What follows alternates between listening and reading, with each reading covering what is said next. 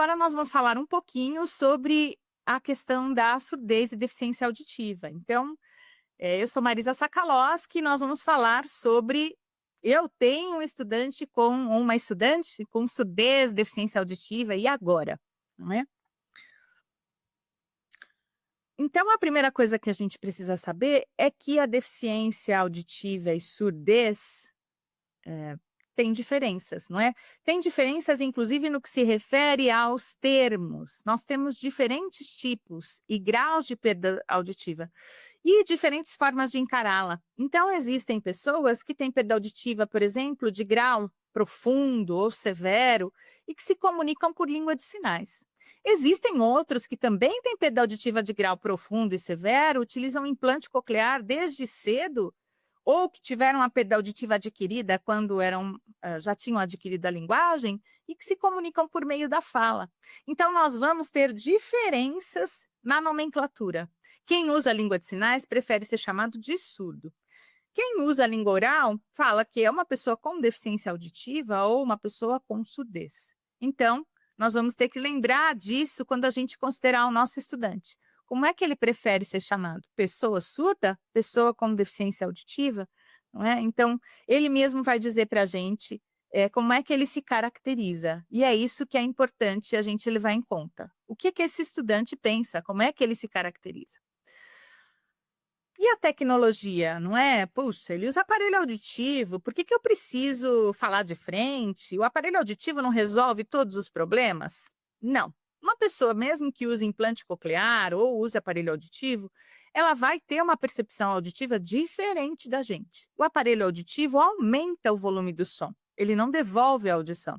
Então, mesmo que eu tenha uma pessoa que use um aparelho super potente, ela vai escutar, mas ela precisa de outras pistas. E quanto maior a perda auditiva, mais difícil vai ser essa percepção de fala. Quem usa implante coclear também vai ter uma boa percepção de fala, sim, mas a gente tem que lembrar que o implante coclear não é um ouvido novo. Ele permite que o sujeito escute, mas ele não permite, muitas vezes, algumas questões relacionadas à discriminação podem ser comprometidas. Por isso, é preciso que a gente utilize ajustes específicos. Existem pessoas que utilizam língua de sinais e o HandTalk é um aplicativo que pode ser utilizado. Quando eu tenho dúvida numa palavra, por exemplo, eu quero chamar aquele estudante, falar com ele, o intérprete não está perto, eu posso utilizar esse aplicativo. Qual é a questão? Ele faz uma tradução, interpretação de palavra por palavra. Não é língua de sinais. Acaba sendo um português sinalizado. Português sinalizado é quando eu utilizo um sinal para cada palavra e não respeito a estrutura da língua de sinais. A língua de sinais é diferente da língua portuguesa, é outra língua e tem uma estrutura diferente. Outras questões, não é, são ajustes, por exemplo, no ambiente. Então, às vezes a pessoa surda tem na sua casa um dispositivo que, ao invés de ser uma campainha sonora, é um sinal luminoso, não é? Então, outros recursos vão sendo utilizados, por exemplo, a conectividade ou circuito de FM. Então, o que que é a conectividade ou circuito de FM? É um equipamento que é doado pelo SUS, na maioria das vezes, não é? Se o estudante conseguiu dos 5 até os 18 anos, esse equipamento é doado pelo SUS. Então, é um equipamento que se conecta à prótese auditiva ou implante coclear do indivíduo, e aí o professor usa uma parte desse equipamento como se fosse um microfone. E o som vai direto para a orelha do estudante. Então, sem interferência do ruído do ambiente, porque o aparelho auditivo, apesar da tecnologia atual, ele aumenta tudo, não é? E ouvir em situação de ambiente ruidoso é uma tarefa muito difícil. Por isso, esse equipamento, o estudante vai falar com você e vai dizer: olha, eu preciso que você use o circuito de FM ou conectividade. E aí, ou é uma caneta, ou é um colar, não é? E aí, a partir desse equipamento que ele vai usar, que você vai usar para auxiliá-lo, ele vai receber o som direto no aparelho auditivo ou no implante coclear, sem a interferência do som do ambiente. É muito bom, não é? Então, o que que eu preciso saber quando eu tenho um estudante com deficiência auditiva ou surdez? A primeira coisa é saber como ele se comunica. Ele se comunica pela fala ou pela língua de sinais? Que ajustes ele pediu para o núcleo de acessibilidade e inclusão? Ele pediu intérprete? Nós temos intérprete na instituição, nem sempre são intérpretes da instituição, porque nós temos hoje uma legislação que proíbe concursos para intérprete. A gente espera reverter um dia essa situação, não é? Mas nós temos intérpretes que são contratados e esse estudante tem que solicitá-los antes, não é? E aí o intérprete vai acompanhá-lo na sala de aula. A outra pergunta é, será que ele precisa do circuito de conectividade ou de FM? Não é? E aí, se ele precisar, eu vou usá-lo. Como é que é a leitura e escrita desse sujeito?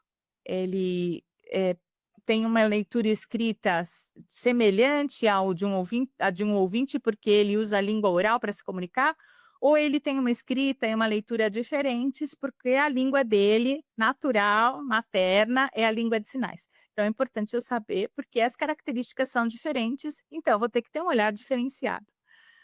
É importante entender que as necessidades dos estudantes podem ser diferentes, mas a nossa atitude inclusiva tem que ser igual, tem que ser a mesma.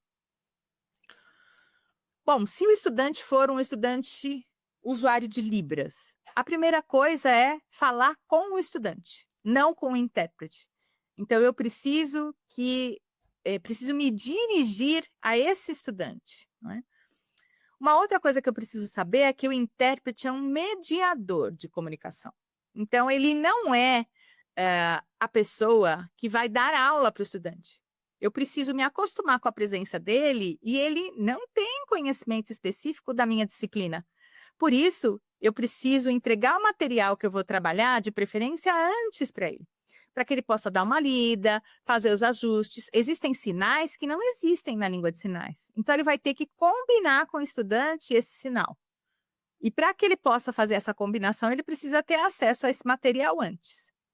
Sempre que a gente utilizar vídeos, a gente precisa utilizar vídeos com legenda. De preferência, legenda em Libras. Eu sei que é muito difícil, mas a legenda escrita, ela ajuda. Só que eu tenho que ter em mente que nem sempre a legenda é clara. Basta você observar o que acontece quando você usa o closed caption da sua televisão, como é que a legenda aparece.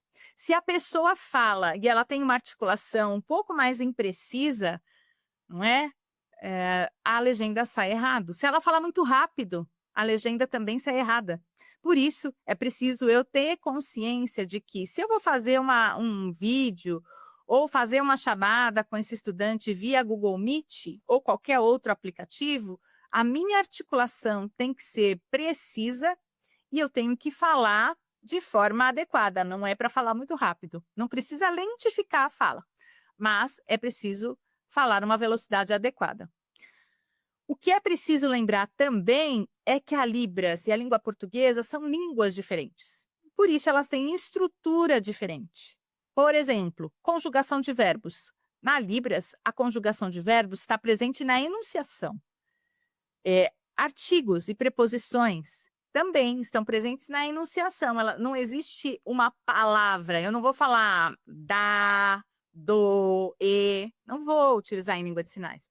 Ele está presente naquele contexto. Então, pode ser que essas palavras, na hora que o estudante vai escrever, ou mesmo a conjugação de verbos, não apareçam, porque ele é usuário de outra língua, como se fosse um estrangeiro mesmo, escrevendo em língua portuguesa. Então, a escrita vai ser diferente. Por isso, o que a gente tem que ter atenção? Ao conteúdo. Como é que é o conteúdo? O conteúdo preserva aquilo que é preciso ser dito, não é?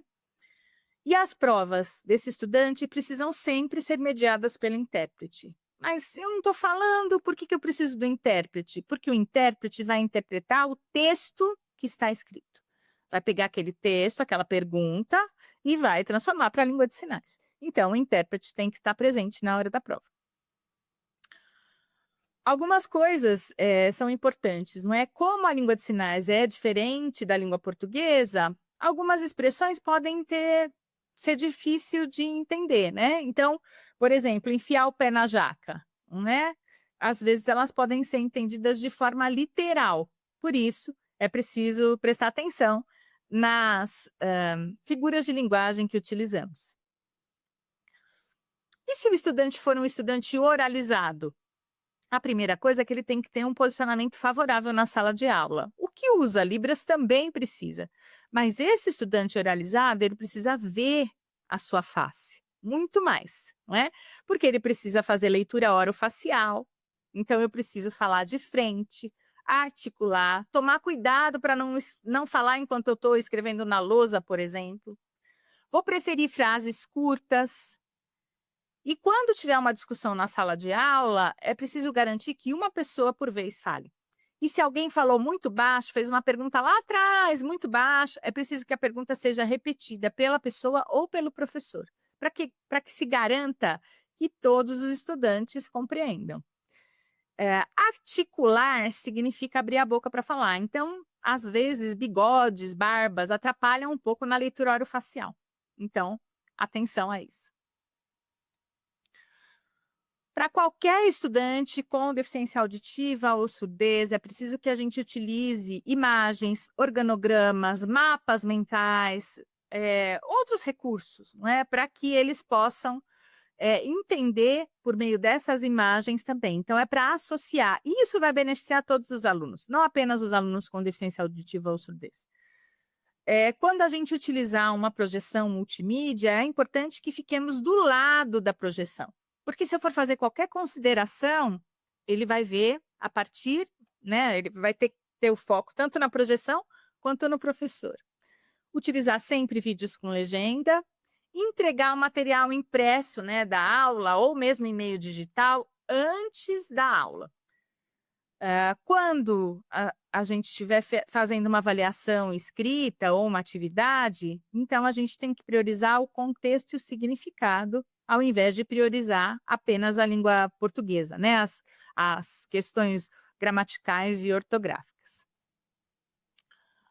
É importante também verificar se o estudante ou a estudante compreenderam quais foram as tarefas propostas. Então, sem expor, lógico, não é? Então, dei uma tarefa, eu posso parar do lado do estudante, perguntar para ele se está tudo bem, não é? A gente faz isso quando dá tarefa, vai andando pela sala e perguntando, não é? Também é preciso combinar com esse estudante qual é a forma que ele acha melhor para eu ajudá-lo. Como é que ele gostaria que eu ajudasse? O plano de ensino tem que estar disponível logo no começo da disciplina para que ele possa levantar quais são as dúvidas. A mesma coisa com textos, né? Por que os textos têm que aparecer antes? Porque ele vai precisar fazer um rastreio para ver quais são as palavras que ele não conhece, procurar no dicionário, como qualquer aluno faria.